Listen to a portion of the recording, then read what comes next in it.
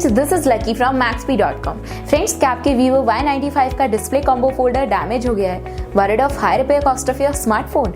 Don't worry, you can now buy high quality replacement display combo folder for your original Vivo Y95 at a very affordable price from Maxbhi.com and can fix your phone yourself at home or get it repaired by any professional very easily। जी हाँ दोस्तों, आप हमारी website Maxbhi.com से अपने Vivo Y95 का नया display combo folder खरीद के अब बहुत ही कम दामों में अपने फोन को सही कर सकते हैं। This display combo folder is a 100% genuine quality product which works similar to your original product with a perfect fit for your Vivo Y95। इस डिस्प्ले कॉम्बो फोल्डर को पहले हमारी क्वालिटी टीम द्वारा चेक और इंस्पेक्ट किया जाता है और क्वालिटी एश्योर होने के बाद ये डिस्प्ले कॉम्बो फोल्डर आपको भेजा जाता है। साथ ही साथ Vivo Y95 का display combo folder Maxbhi trust replacement warranty के साथ आता है, जिससे आप श्योर हो सकते हैं कि प्रोडक्ट खरीदने के बाद आपको कोई भी परेशानी नहीं आएगी। फ्रेंड्स, Maxbhi.com पर ऑर्डर करना बहुत ही इजी और सिंपल है।